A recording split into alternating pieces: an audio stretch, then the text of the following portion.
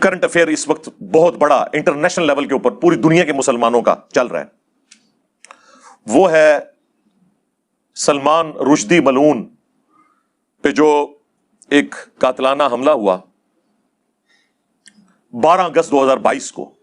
اسی کے کانٹیکسٹ میں آپ کو پتا ہے کہ گارڈین اخبار میں عمران خان صاحب کا ایک انٹرویو بھی چھپا جس کی کلیریفیکیشن کل رات کو انہوں نے دے دی ہے۔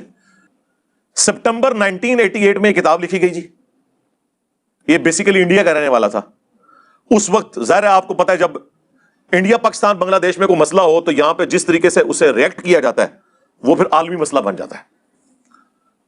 پھر سب سے بڑا آپ سمجھ لیں اس ایشو کو اٹھایا امام خمینی نے، انہوں نے اس کے سر کی قیمت لگا دی اس وقت کروڑوں روپے میں، پوری دنیا کے اندر ایک مسئلہ اٹھا، اور آج آلموسٹ سمجھ لیں 34-35 سال ہو چکے ہیں، وہ تو زندہ ہے خبیث، لیکن اس ایشو کی وجہ سے درجنوں مسلمان انڈیا میں، پاکستان میں، ٹرکی میں شہید ہو چکے ہیں احتجاج کرتے ہوئے مختلف مواقع کے اوپر۔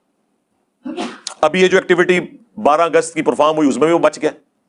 یہ کون سا طریقہ ہے کہ ہم یا تو ہم سپر پاور بن جائیں نا امریکہ کی طرح، دنیا میں جہاں کہیں گستاخ رسول ہو ہم اسے طلب کریں، قانون کے مطابق اس کے اوپر سزا لگائیں، پھر تو ٹھیک ہے، ورنہ آپ اس قسم کی ایکٹیویٹی جب پرفارم کرتے ہیں تو جن لوگوں کے ریمیٹنس کے اوپر یہ ملک چل رہا ہے ان سے پوچھیں کہ یورپ اور امریکہ میں ان کے اوپر کیا گزرتی ہے جب آپ اس قسم کی جذباتی ایکٹیویٹیز پرفارم کرتے ہیں۔ اور یہاں ٹی وی چینلز پہ بیٹھ کے اس طرح کی ایکٹیویٹیز کرنے والوں کو ہیرو بنا کے پیش کیا جا رہا ہوتا ہے۔ آپ کو پتا ہے آپ کیا کر رہے ہیں؟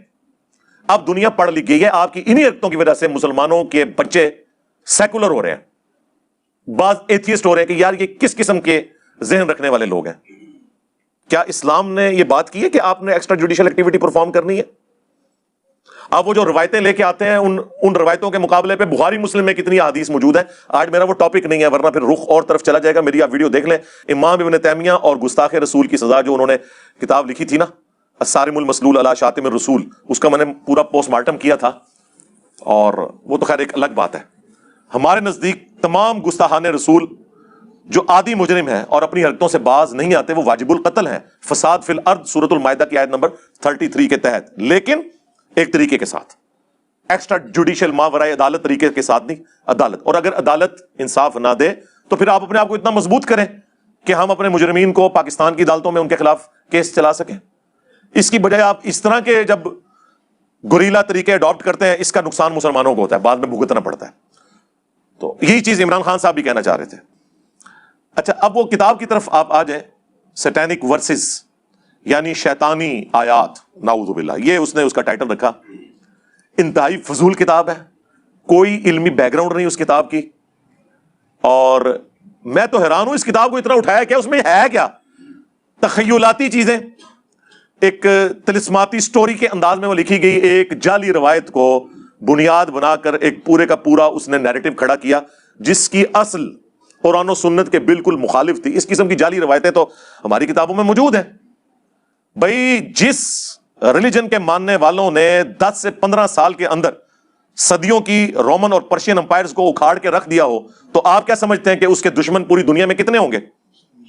تو کیا وہ جعلی روایتیں داخل نہیں کریں گے ہماری کتابوں کے اندر؟ بخاری اور مسلم دونوں میں حدیث ہے، مسلم کی پہلی حدیث یہی ہے مولا علی علیہ السلام سے کہ رسول اللہ نے فرمایا صلی اللہ علیہ وآلہ وسلم، جس شخص نے میری طرف جھوٹ منسوب کیا وہ اپنا مقام جہنم میں دیکھ لے۔ کیونکہ رسول اللہ کو پتا تھا کہ جھوٹی روایتیں گھڑی جائیں گی، بعض اوقات امت کے وسیع تر مفاد میں بھی گھڑی جائیں گی۔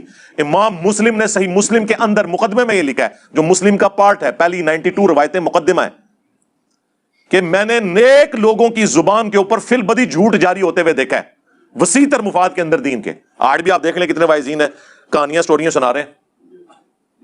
مسلم کے مقدمے کے اندر لکھا ہوا ہے کہ ابن مسعود کہتے ہیں بعض اوقات شیطان انسانی شکل میں آ کے حدیث بیان کر کے چلا جاتا ہے اور لوگ وہ حدیث پھیلانا شروع کر دیتے ہیں۔ جب بعد میں پوچھا جاتا ہے کس نے بیان کی تو وہ کہتے ہیں ادھر ایک بندہ آیا تھا، ایک آواز آئی، اور وہ شیطان ہوتا ہے۔ یہ اسماء و رجال کا جو علم ہے، حدیث کی چینز اور ایک ایک بندے کا تعارف، یہ کس لیے رکھا گیا؟ اسی لیے تاکہ کوئی جھوٹی روایتیں ہماری کتابوں میں داخل نہ کر سکے۔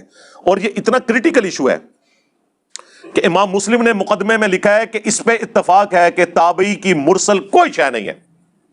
یعنی اگر کوئی تابعی جس نے نبی صلی اللہ علیہ وآلہ وسلم کو نہیں دیکھا، صحابہ کو دیکھا ہے، صحابہ کی صحبت کی ہے.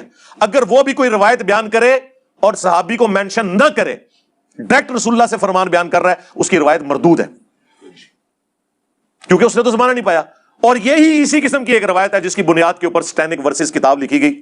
وہ انشاءاللہ میں بریف کر دوں گا. چلے آج تو مجھے موقع ملا، میں بڑے عرصے سے چاہ رہا تھا، لیکن وہ میں اس کو اس لیے ہاتھ نہیں ڈالتا تھا کہ اگر ہم اس طرح کے ٹاپکس پہ بولیں گے کہیں گے جی دیکھیں جی گڑے مردے اکھاڑ رہے ہیں یہ ہوں تو ایک مجاہد ملت نے خام خائی گڑا مردہ اکھاڑ دیتا ہے، ٹھیک ہے، وہ قاتلانہ حملہ اس کے اوپر کر کے. تو اب چونکہ ایک موقع ملا ہے تو میں آپ کو تھوڑا بہت آئیڈیا ایک مسلمان کو ہونا چاہیے کہ یہ اس نے کام کیا ڈالنے کی کوشش کی ہے اس کتاب کے اندر. اس کو تو ہم پہلے سے ہی کنڈم کر رہے ہیں اس حوالے سے. بیسیکلی سورۃ الحج کی ایک آیت ہے، آیت نمبر 52. اس کے کانٹیکسٹ میں آپ جتنی بھی قرآن کی تفاسیر ہیں وہ اٹھائیں گے تو آپ کو یہ واقعہ مل جائے گا. سورۃ الحج کی آیت نمبر 52 میں پہلے آپ کے سامنے بیان کروں گا اور پھر میں آپ سے پوچھوں گا کہ اس میں سے اس طریقے سے رزلٹ نکالنا، جبکہ اس آیت کی تفسیر قرآن کے اندر کئی جگہ پہ موجود ہو. کتنا بڑا ظلم ہے کہ آپ کسی ایک جھوٹی روایت، ایک ضعیف روایت، اور ضعیف بھی اس درجے کی کہ اس کی صحابی تک سند ہی نہ جائے، تابعی تک جائے، مرسل روایت، چھوٹا ہوا واسطہ، اس کو ضعیف جمع ضعیف جمع ضعیف کر کے حسن بنانے کی کوشش کر دیں. کتنا بڑا ظلم ہے. اور یہ اتنا بڑا ظلم ہوا کہ شیخ ناصر الدین البانی، سعودیہ کے جو محدث اعظم بھی رہ چکے ہیں، البانیہ کے تھے بیسیکلی، انہوں نے باقاعدہ اس روایت کے رد کے اوپر پوری کتاب لکھی ہے حافظ ابن حجر اسقلانی کے خلاف. انہوں نے کہہ دیا کہ جی کافی ساری ضعیف روایتیں ملی ہوئی ہیں تو کچھ نہ کچھ تو ہوا ہوگا، ٹھیک ہے. حالانکہ البانی خود قائل ہے کہ 2 3 4 روایتیں مل جائیں نا، اگر جمع کے سیغے میں 3 سے زیادہ، تو ضعیف جمع ضعیف جمع ضعیف حسن لغیری بن جاتی ہے. لیکن یہاں ان کو بھی پتا چلا، یہ البانی صاحب نے کتاب ابن حجر اسقلانی کے خلاف نہیں، اپنے خلاف بھی لکھی ہے کہ ضعیف جمع ضعیف کا فارمولہ لگا کے کسی حدیث کو صحیح قرار دینا یہ کتنا نقصان دہ ہے.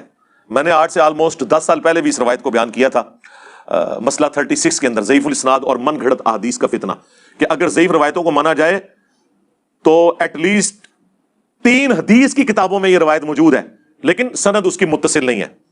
تو اب 3 ضعیف روایتیں مل کے اور 8 9 اس کے مزید طرق ملتے ہیں، تو ہم اسے ضعیف جمع ضعیف جمع ضعیف جمع ضعیف کر کے حسن بنا دیں گے؟ نہیں، ضعیف جمع ضعیف جمع ضعیف پکی ضعیف. یہ شیطان نے پھیلائی ہے اس قسم کی باتیں. تو باقاعدہ شیخ ناصر البانی نے پورا ایک کتابچہ لکھا اس کو رد کرنے کے لیے. لیکن اس کے اگینسٹ حافظ ابن کثیر جو ہیں وہ آپ دیکھیں ماشاء اللہ تعالیٰ، انہوں نے تفسیر ابن کثیر میں سورۃ الحج کی آیت نمبر 52 کے کانٹیکسٹ میں پورا رد کیا ہے کہ یہ بالکل بکواسیات ہیں سارے واقعات. ایک ایک سند کے اوپر انہوں نے بحث کی، انہوں نے کہا یہ سندیں تو متصل ہی کوئی نہیں ہے، خام خواہ آپ اس کے اوپر بات کر رہے ہیں. تو یہ روایت جو ہے وہ المعجم الکبیر طبرانی کے اندر موجود ہے، مسند البزار کے اندر موجود ہے، اور مجموع الزوائد کے اندر بھی موجود ہے. خود ابن حجر اسقلانی کے استاد مجموع الزوائد میں طبرانی اور بزار کے ریفرنس سے لے کے آئے، انہوں نے کہا کہ یہ روایتیں ٹھیک نہیں ہیں. ہمارے پاس تو اب یہ اردو ترجمے کے ساتھ طبرانی بھی آ چکی ہوئی ہے اور مجموع الزوائد بھی آ چکی ہے الحمدللہ. ہم کوشش کریں گے کہ اس کے امیجز جو ہے وہ اس میں ساتھ ڈسپلے کر دیں کہ بالکل جعلی روایتیں ہیں جن کی بنیاد کے اوپر یہ سب کچھ کیا گیا. وہ سورۃ الحج کی جو آیت نمبر 52 ہے اس کے کانٹیکسٹ میں ہوا. وہ آیت پہلے میں پڑھ دیتا ہوں تاکہ آپ کو یہ پتہ چل جائے. اعوذ باللہ من الشیطان الرجیم، بسم اللہ الرحمن الرحیم. وما ارسلنا من قبلک من رسول ولا نبی، اور کوئی بھی ایسا رسول آپ صلی اللہ علیہ وآلہ وسلم سے پہلے نہیں گزرا اور نہ کوئی نبی، الا مگر یہ کہ، یعنی تمام انبیاء اور رسولوں کے ساتھ ایسا ہوا. کیا ہوا؟ اذا تمنا، کہ جب اس نے کوئی آرزو کی. اب یہ تمنا کے عربی میں 2 معنی ہیں. ایک ہے خواہش کرنا، کوئی ایفرٹ پٹ کرنا دین کی سربلندی کے لیے، اور ایک ہے کہ جو اس پہ کتاب نازل ہوئی ہے اس کی تلاوت کرنا. یہ دونوں معنی بیک وقت درست ہیں. اور دوسرے معنی کو پھر گھسیٹ کے انہوں نے اس میں فٹ ان کیا، وہ آپ کو پتہ چل جائے گا. القى الشیطان فی امنیتہ، تو شیطان بھی اس کی اس تمنا کے اندر اپنا حصہ ڈال دیتا تھا. یعنی اب اگر وہ کوشش کر رہا ہے تو شیطان کا حصہ ڈالے گا کہ اس کوشش کے اندر رکاوٹیں کھڑی کرے گا، اور اگر وہ تلاوت کر رہا ہے تو وہ پھر اس قسم کی کوشش کرے گا کہ آڈینس تک اس کا کوئی غلط فہم پہنچے اور وہ غلط رزلٹ نکال لے. یہ دونوں معنی بیک وقت درست ہیں. فَيَنْسَخُ اللَّهُ مَا يُلْقِي الشَّيْطَانُ، تو اللہ تعالیٰ جو شیطان نے القاء کیا ہوتا ہے نا، یہ شیطان کی کوئی ایفرٹ ہوتی ہے، اسے تو ہٹا دیتا ہے. ثم یحکم اللہ آیاتی، اس کے بعد اللہ اپنی آیات کو محکم کر دیتا ہے. واللہ علیم حکیم، اور اللہ تعالیٰ علم والا اور حکمت والا ہے. اور ساتھ اس سے اگلی آیت میں اس کی حکمت بھی بیان ہو گئی ہے. لِيَجْعَلَ مَا يُلْقِي الشَّيْطَانُ فِتْنَةً لِلَّذِينَ فِي قُلُوبِهِم مَرَضٌ. اور یہ جو شیطان روڑے اٹکاتا ہے نا، یا نبی کی تلاوت کے اندر اپنا بھی کوئی حصہ اس طرح کا ڈالتا ہے کہ سننے والے اس کا غلط فہم لینا شروع کر دیتے ہیں. یہ جو کچھ ہو رہا ہوتا ہے نا، یہ اللہ تعالیٰ فرما رہا ہے کہ یہ اس لیے ہوتا ہے تاکہ ہم جن کے دلوں میں مرض ہے نا، جو ڈھیٹ لوگ ہیں، ان کے لیے اس کو آزمائش بنا دیں. وہ تو پہلے ہی بہانہ تلاش کر رہے ہوتے ہیں، تو ان کے لیے آزمائش بن جاتی ہے اور حق سے روگردانی کر دیتے ہیں. ظاہر ہے یہ اللہ تعالیٰ نے حق اور باطل کی کشمکش تو رکھی ہے نا، پلیٹ میں رکھ کے تو نہیں آپ کو دے دینی جنت. لوگ کہتے ہیں جی لوگوں کو استعانت اتنی مشکل سے سمجھانی پڑتی ہے. قرآن کے پہلے صفحے پہ لکھا ہوتا کہ بابوں کو پکارنا شرک ہے، تو اگے تو قرآن نازل کرنے کی ضرورت کوئی نہیں سی. اللہ تعالیٰ نے ایاک نعبد و ایاک نستعین بیان کیا اور پھر آگے چل کے اس کو مضمون کو کھولا، لیکن اس کو اس طریقے سے بیان کیا کہ اگر کوئی بے ایمانی پہ اترا ہوا ہو، وہ اس کے ذریعے گمراہ ہو، جو سورۃ البقرہ میں آیا ہے. اللہ کی وجہ سے نہیں بلکہ آزمائش کی وجہ سے. دنیا میں کون سا گناہ ہے جو اٹریکٹ نہیں کرتا انسان کو؟ اللہ نے گناہ میں اٹریکشن کیوں رکھی ہوئی ہے؟ تاکہ انسان اس کی طرف مائل ہو اور پھر اپنی عقل کے ذریعے اپنے آپ کو قابو کرے اور گناہ سے بچ کے جنت کما لے. اور جس نے اس کے اوپر گر جانا ہے تو جہنم میں ہی جائے گا نا. زبردستی نہیں ہو رہی ہوگی، وہ اپنی مرضی سے کر رہا ہوگا. اسی طریقے سے یہاں پہ بھی ایسا ہی ہوا. تو اللہ تعالیٰ ماتا تاکہ وہ آزمائش بن جائے ان کے لیے. والقاسیۃ قلوبہم، اور جن کے دل کے اندر سختی موجود ہے نا، ان کے لیے یہ فتنہ بن جائے. وَإِنَّ الظَّالِمِينَ لَفِي شِقَاقٍ بَعِيدٍ، اور بے شک جو ظالم لوگ ہیں، جو ہٹ درمی پہ اترے ہوئے ہیں، وہ تو دور کی بدبختی میں گر پڑے ہیں. وَلِيَعْلَمَ الَّذِينَ أُوتُوا الْعِلْمَ، اور یہ اس لیے بھی ہے کہ تاکہ جو اہل علم ہے نا، جو حق حاصل کرنا چاہتے ہیں،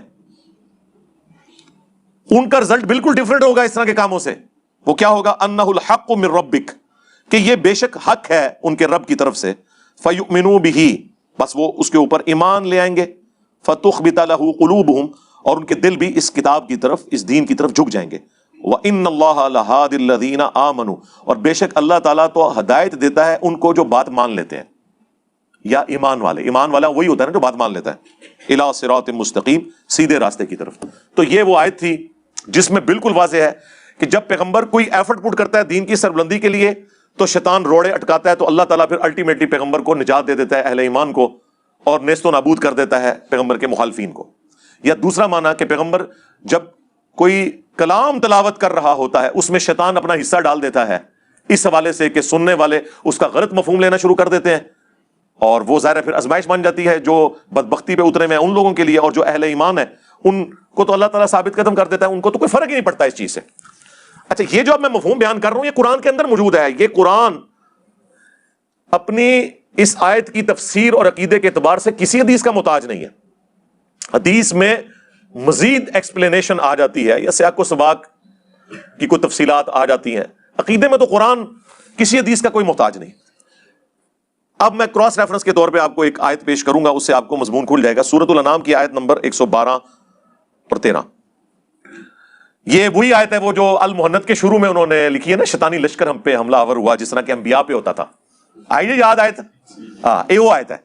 وَكَذَلِكَ جَعَلْنَا لِكُلِّ نَبِيٍّ عَدُوًّا، اور اسی طریقے سے ہم نے ہر نبی کے لیے دشمن بنائے تھے. شیاطین الانس والجن، انسانوں میں سے بھی شیاطین اور جنوں میں سے بھی.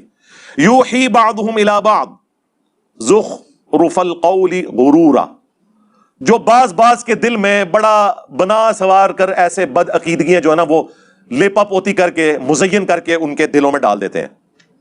وَلَوْ شَاءَ رَبُّكَ مَا فَعَلُوا، اور اگر تیرا رب زبردستی کرنا چاہتا نا تو کسی شیطان کی مجال نہیں تھی کہ اس طرح کسی کو گمراہ کر سکتا.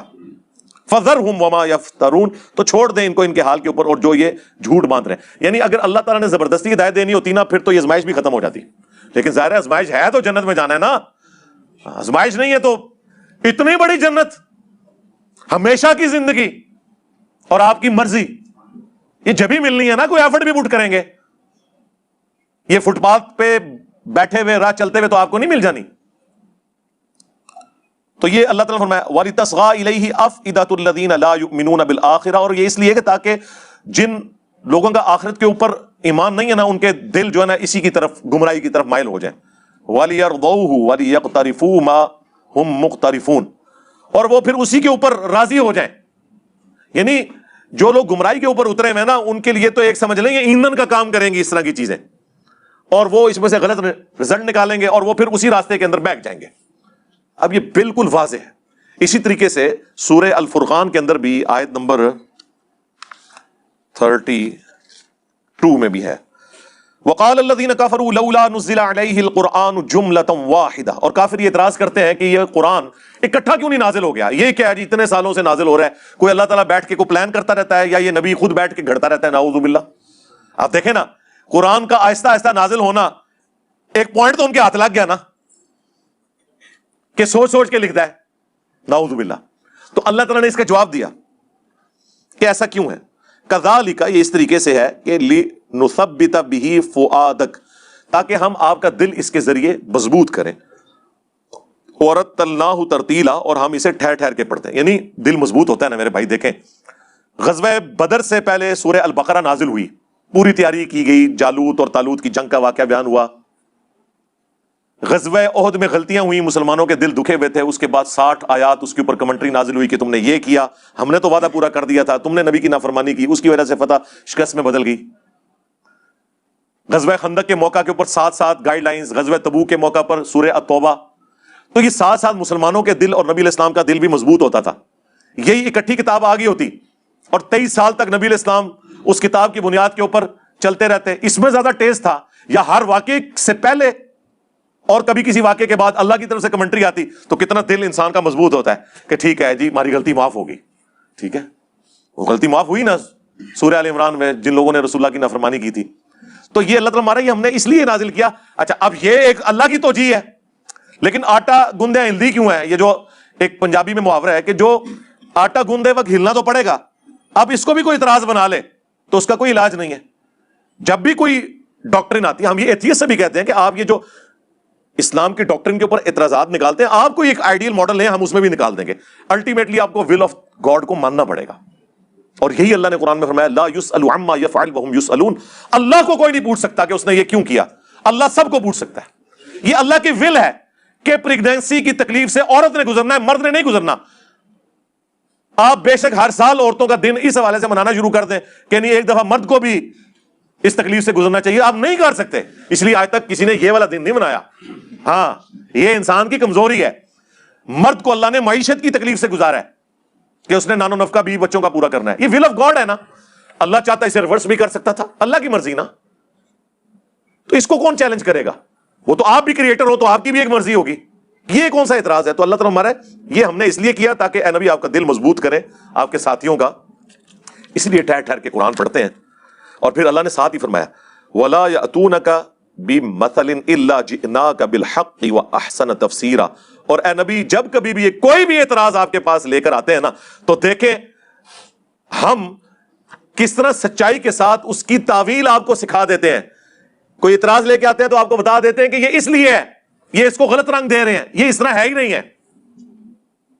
اب میرا ایک معصومانہ سوال ہے, اگر وقت کے پیغمبر کے ساتھ یہ ہو رہا ہے کہ ان کی باتوں کا لوگ غلط مطلب لے کے الٹا انہیں بلیم کر رہے ہیں, اس سے بڑھ کر ان پر جو اللہ کی کتاب ہے اس میں کیڑے نکال رہے ہیں, تو اسی تو شاہی کوئی نہیں. تو اس لیے اس طرح کے پروپیگنڈے سے پریشان نہیں ہونا چاہیے, بلکہ ہمیشہ فرنٹ سے لیڈ کر کے آپ کو حق بات لوگوں کو پہنچانی چاہیے. باقی اللہ کی مرضی. ٹھیک ہے, ہمیں جنت اس بات میں نہیں ملنی ہے کہ آپ کے ساتھ لوگ کتنے اٹیچ ہیں, ورنہ تو حضرت لوط علیہ السلام کی 2 بیٹیاں ہی مان لے کے آئی تھی نا. ہاں جی, حضرت نوح علیہ السلام پہ صرف 78 لوگ ہی مان لے کے آئے تھے نا, یہاں 300 سے زیادہ لوگ بیٹھے ہوئے ہیں. یہ کوئی کرائٹیریا ہے؟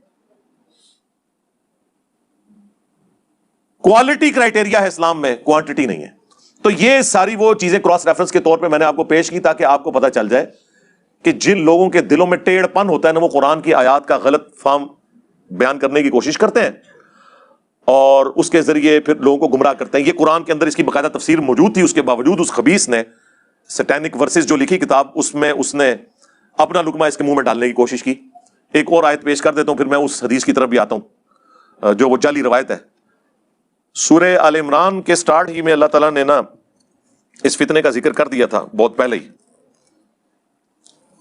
آیت نمبر 7 میں اللہ تعالیٰ نے فرمایا هو الذی انزل علیک الکتاب منہ آیات محکمات، وہی ہے جس نے تم پر کتاب نازل کی ہے جس میں محکم آیات ہیں، جس میں حکم بیان ہوا ہے کہ یہ کرو یہ نہ کرو. ہن ام الکتاب، وہی کتاب کی ماں اور جڑ ہے. کیا؟ شرک سے بچو، نماز پڑھو، جھوٹ نہ بولو، زنا سے بچو، ماں باپ کے ساتھ اس نے سلوک کرو. یہ اصل دین یہی اللہ تعالیٰ فرما رہا ہے. وَأُخَرُ متشابہات، اور اس کے علاوہ متشابہات بھی ہیں، ریزیمبلنس والی چیزیں. اب آخرت کا دنیا میں دھندلا سا تصور دینے کے لیے حوروں کا اللہ تعالیٰ نے مرد و عورت کا ایک تعلق رکھ دیا، آخرت کے فروٹ کا یہاں تصور دینے کے لیے دنیا میں فروٹ رکھ دیا، لیکن اس کا یہ قطعاً مقصد نہیں ہے کہ یہ فروٹ اور وہ فروٹ ایک جیسا ہے، نہیں، بالکل ایسا نہیں ہے. تو یہ متشابہات ہیں. اس طرح اللہ تعالیٰ کی صفات کا ذکر آیا ہے، وہ بھی متشابہات ہیں. کون اس کو امیجن کر سکتا ہے؟ اللہ بھی زندہ، ہم بھی زندہ، لیکن ہماری زندگی ادھار کی ہے، اس کی ہمیشہ سے ہے، ہماری زندگی اس کے اوپر ڈیپینڈنٹ ہے. اور پھر اس کی نوعیت جو ہے وہ کوئی امیجن ہی نہیں کر سکتا. لیس کمثلہ شیء وہو السمیع البصیر، اللہ کی مثل کوئی شے نہیں ہے. لیکن پھر بھی سمجھانے کے لیے اللہ تعالیٰ نے کہا اللہ تعالیٰ دیکھنے والا، سننے والا ہے. اب اسے کوئی یہ سمجھے کہ اللہ کے کان ہیں یا آنکھیں ہیں جس طرح ہماری ہیں، نہیں، یہ ہے متشابہات.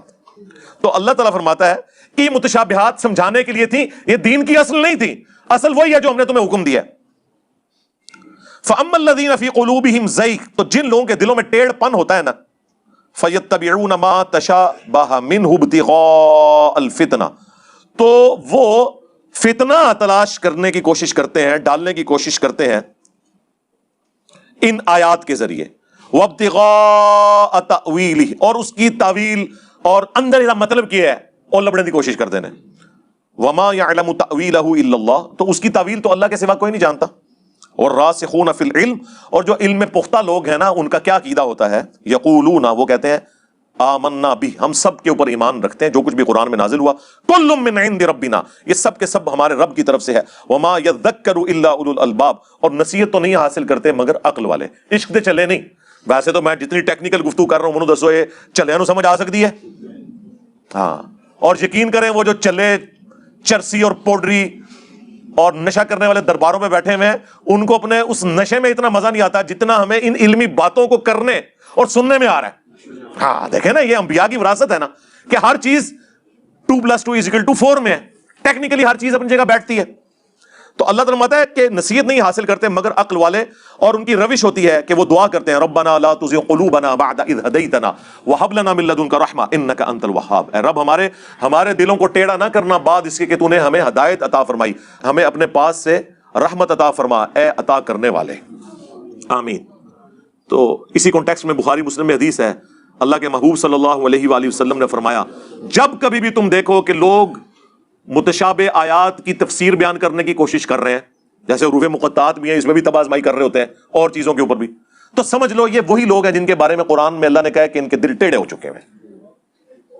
یہی ٹیڑھے دل والے لوگ، انہی میں سے پھر اس طرح کے جاہل لوگ پیدا ہوتے ہیں، سلمان رشدی جیسے لوگ جو پھر اس قسم کی چیزیں لے کے آتے ہیں. اب قرآن اپنے مقدمے میں بالکل واضح ہے، اتنا واضح ہے قرآن حکیم میں سورۃ الحجر کے اندر، سورہ بنی اسرائیل کے اندر، باقی سورتوں کے اندر اللہ تعالیٰ نے جگہ جگہ فرمایا کہ جو اللہ کے مخلص بندے ہیں نا، چنے ہوئے، ان کے اوپر شیطان کا کوئی اثر نہیں ہوتا، یعنی انبیاء کرام. پھر وہ ایک سورہ حج کی آیت لے کے ایک پورا ہنگامہ کھڑا کر کے ایک طلسماتی قسم کا ناول، ایک تخیلاتی چیزیں لکھ دینا، تو جرم کے اوپر مبنی ہے. اللہ تعالیٰ کی اسپیشل پروٹیکشن ہے. سورہ بنی اسرائیل میں اللہ تعالیٰ نے فرمایا کہ اے نبی علیہ السلام، ظاہر ہے نبی علیہ السلام ایک شریف النفس انسان تھے، قریب تھا کہ آپ بھی کافروں کی طرف تھوڑا بہت مائل ہو جاتے، اپنی شرافت کی وجہ سے ہوئے نہیں ہیں، ہو جاتے تو یہ آپ کو اپنا دوست بنا لیتے اگر ہم آپ کو نہ تھام لیتے. اور اگر بفرض محال ایسا ہوتا تو ہم آپ کو دنیا کی زندگی میں بھی دگنا عذاب دیتے اور آخرت میں بھی آپ کو اللہ کے عذاب سے بچانے والا کوئی نہ ہوتا. ہاں، یہ سب سے سخت ترین آیت ہے قرآن کی سورہ بنی اسرائیل میں. اسی طریقے سے سورۃ الحاقہ میں آیا کہ اگر یہ نبی ہماری طرف کوئی ایسی بات منسوب کر دیں جو ہم نے ان کی طرف وحی نہیں کی، ہم ان کا دانا ہاتھ پکڑ کے ان کی رگیں جہاں کاٹ دیں. استغفر اللہ. دیکھیں الفاظ. اور تم میں کوئی ایک بھی ایسا نہ ہو جو ان کو بچا سکے. لیکن ایسا نہیں ہوا. یہ سارا غصہ کافروں کے اوپر ہے، یہ نبی کے اوپر غصہ نہیں ہے، یہ کافروں کے اوپر ہے کہ یہ نبی اللہ کی پروٹیکشن میں ہے. یہ بنیادی عقیدہ ہے۔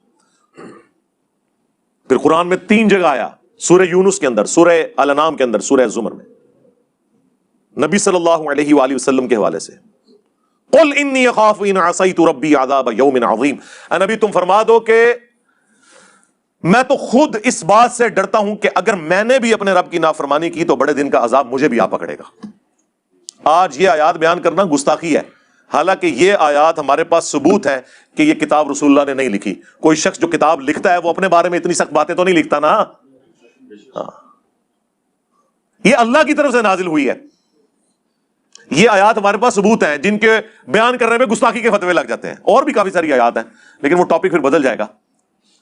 تو یہ پورا قرآن کا مقدمہ ہے کہ انبیاء اللہ کی پروٹیکشن میں ہوتے ہیں۔ اب آ جائے اس واقعے کی طرف۔ وہ کہتے ہیں جی کہ یہ سورہ الحج میں جو ذکر ہے نا، اس کی پریکٹیکل اپلیکیشن ہوئی کہ سورۃ النجم کی آیات اللہ کے نبی علیہ السلام تلاوت کر رہے تھے، پارہ نمبر 27 کے اندر۔ یہ حدیث المعجم الکبیر طبرانی میں بھی موجود ہے منقطع سند کے ساتھ، مسند البزار میں بھی ہے، اور مجمع الزوائد کے اندر بھی ہے، اور مجمع الزوائد بڑی نعمت ہے، اردو میں آ چکی ہے۔ اس میں طبرانی اور حاکم اور باقی کتابوں کی جو اس قسم کی احادیث تھی ان کے اوپر تحقیم لگی ہوئی ہے۔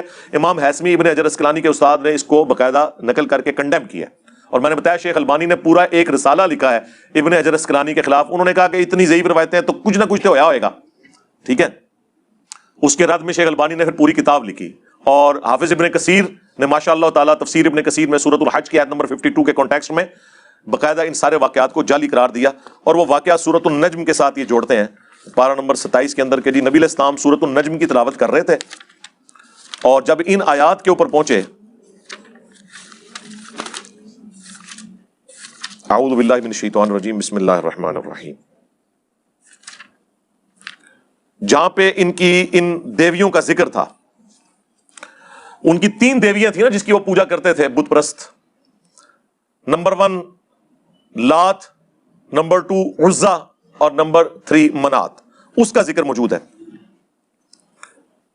آیت نمبر 19 اور 20، افرائیتم اللات والعزا، کیا تم نے لات اور عزا کی طرف نہیں دیکھا، ومنات الثالثۃ الاخری، اور جو تیسری دیوی ان کی منات ہے، الکم الذکر ولہ الانثی، کیا تم خود تو اپنے لیے لڑکے پسند کرو اور اللہ کی طرف لڑکیوں کی نسبت کرو، تلک اذن قسمۃ ضیزہ، یہ کتنی بری تقسیم ہے جو تم کر رہے ہو۔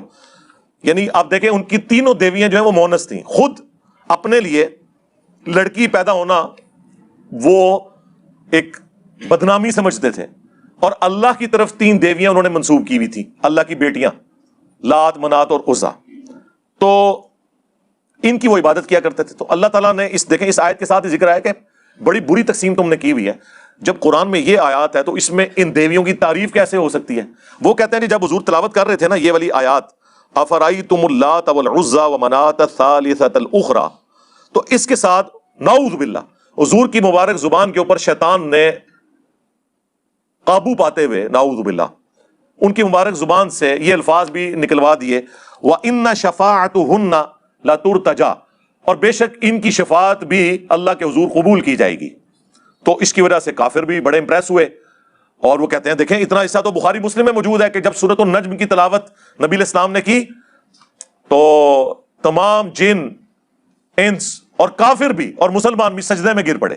وہ تو سر اس کلام سے متاثر ہوئے تھے، اور ان آیات کے اوپر سجدے میں نہیں گرے تھے، وہ تو آخری آیات ہیں۔ وہ کہتے ہیں جی وہ کافروں نے سجدہ اسی لیے کیا تھا کہ ان کی دیویوں کی تعریف اس میں بیان ہوئی تھی۔ اب دیکھیں کیسے کہانی میں رنگ بھرے، بخاری مسلم میں تو یہ الفاظ نہیں ہے، صرف یہ ذکر ہے کہ سجدے میں گر پڑے۔ وہ کہتے ہیں نہیں، وہ جو طبرانی کی روایت ہے اور مسند البزار میں ہے، مجمع الزوائد میں بھی لے کے آئے ہیں، اس کے اندر تو موجود ہے کہ وہ کافروں نے سجدہ اس لیے کیا کہ تعریف نبی علیہ السلام نے کر دی ان دیویوں کی، تو وہ بڑے امپریس ہوئے، اس وجہ سے وہ سجدے میں گر پڑے، اور انہوں نے کہا آج تو محمد نے ہمارا مقدمہ بھی مان لیا ہے، کچھ دو کچھ لو، ٹھیک ہے اب ہم مل جل کے اپنے معاملات کو لے کے چلیں گے، نعوذ باللہ من ذالک۔ اور جن لوگوں نے اس روایت کو صحیح ماننے کی بھی کوشش کی مسلمانوں میں سے، انہوں نے کہا کہ نبی علیہ السلام کی مبارک زبان پہ جاری نہیں ہوئی ہیں بلکہ شیطان نے ان کے کان میں پھونک دی تھی۔ بھئی جب روایت ہی جعلی ہے، یہ حرکت کرنے کی کیا ضرورت ہے؟ یہی کام پھر ابن حجر اسقلانی نے کیا، باقی خیر پوری امت ایک طرف کھڑی ہوئی ہے، اسی لیے شیخ البانی نے پھر ان کے خلاف پورا رسالہ لکھا کہ یہ ضعیف جمع ضعیف جمع ضعیف کو آپ اس طرح اثر بنا رہے ہیں، حالانکہ البانی صاحب خود بھی بنا لیتے ہیں بعض اوقات، تو وہ رسالہ صرف ان کے خلاف نہیں اپنے خلاف بھی انہوں نے لکھا۔ یہ وہ جعلی روایت تھی جس کی بنیاد کے اوپر انہوں نے ایک پورا ہنگامہ کھڑا کیا ہوا تھا۔ یہ بالکل جھوٹی روایت ہے، اس کی کوئی سند متصل نہیں ہے کسی صحابی تک، تابعین تک جاتی ہیں، لیکن ظاہر ہے وہ تو مسلم کے مقدمے میں ہے کہ تابعی کی مرسل کوئی شانی میں شروع میں بتا چکا کہ صحیح مسلم کے مقدمے میں ابن مسعود کا قول ہے کہ بعض کا شیطان انسانی شکل میں آ کے حدیث بیان کر کے چلا جاتا ہے، مشہور ہو جاتی ہے، لہٰذا پوری تحقیق کی جائے گی کہ اس کی سند رسول اللہ تک جاتی ہے کہ نہیں۔ یہ تو نہیں کہ حدیث تو حدیث ہوتی ہے اصلی ہو یا جعلی، ڈگری تو ڈگری ہوتی ہے اصلی ہو یا جعلی، ایسا نہیں ہے۔ تو بہرحال یہ میں نے پورا مقدمہ آپ کے سامنے رکھ دیا اس کتاب کے حوالے سے، تاکہ آپ کو پتہ چل جائے کہ یہ جو تماشا ان لوگوں نے کھڑا کیا ہے، اس کتاب کو اتنی ہائپ اس میں کریٹ کی ہوئی ہے، اس کتاب میں شاید کوئی نہیں ہے کہ جسے اتنی امپورٹنس دی جائے، سوائے یہ کہ آپ یہ کہہ سکتے ہیں کہ گستاخی یا کچھ ایسے الفاظ استعمال ہو گئے۔ ٹیکنیکلی تو وہ پور کتاب ہے، ٹیکنیکلی جو اسلام اور پیغمبر اسلام کے اوپر جو اعتراضات آج کے ایتھیسٹ کر رہے ہیں وہ بہت زیادہ ساؤنڈ ہے ایز کمپیئر ٹو اس کتاب کے، اس کے مقابلے پہ، قرآن و سنت کے مقابلے پہ تو دونوں ہی جعلی باتیں کر رہے ہیں، لیکن اس کو اتنی ہائپ کریٹ کیا اور اس مردود کو انہوں نے زندہ رکھے ہوئے ابھی تک، اور دفع کریں اسے، مرے اپنی آرام موت، یا اتنے مضبوط ہوں کہ ہم اسے پھر پکڑ کے تو اپنی عدالتوں میں مقدمہ چلا کے فساد فی الارض کے تحت اسے سولی لٹکائیں۔ ادروائز آپ اس قسم کی ایکٹیویٹیز پرفارم کریں گے تو عمران خان صاحب نے بالکل صحیح سٹیٹمنٹ دی ہے کہ اس طرح کی ایکٹیویٹیز پرفارم کرنے کا پھر اسلام کو نقصان ہوتا ہے، ٹھیک ہے، مقدمہ کسی اور طرف چلا جاتا ہے۔ آپ دیکھیں وہ اس کی جو خبریں ہیں نا، اس کے نیچے لوگوں کے کامنٹس پڑھیں، لوگ کہہ رہے ہیں جی یہ ہے جی ریلیجن آف پیس، کس کس قسم کے ان کو موقع مل گیا نا بھونکنے کا، اور اس قسم کے موقع ہم پرووائڈ کرتے رہتے ہیں۔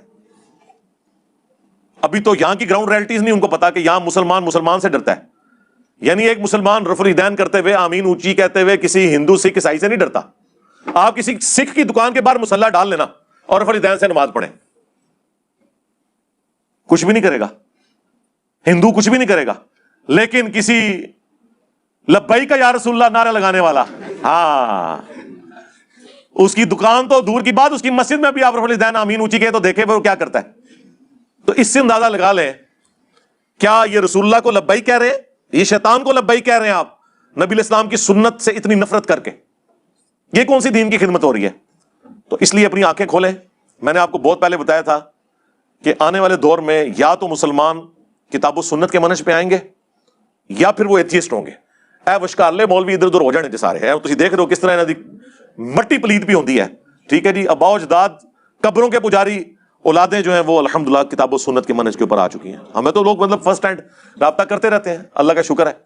تو یہ تو کہتے تھے نا جی وہ فلانے بزرگ نے اتنے انہوں کلمہ پڑھایا، فلانے نے اتنے، ساری کہانیاں بنائی سن، ٹھیک ہے جی۔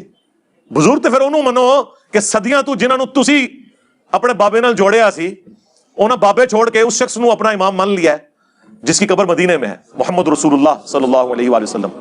صلو علی محمد وآل محمد، اللہم صلی علی محمد وعلی آل محمد واصحاب محمد وازواج محمد وامت محمد اجمعین الی یوم الدین۔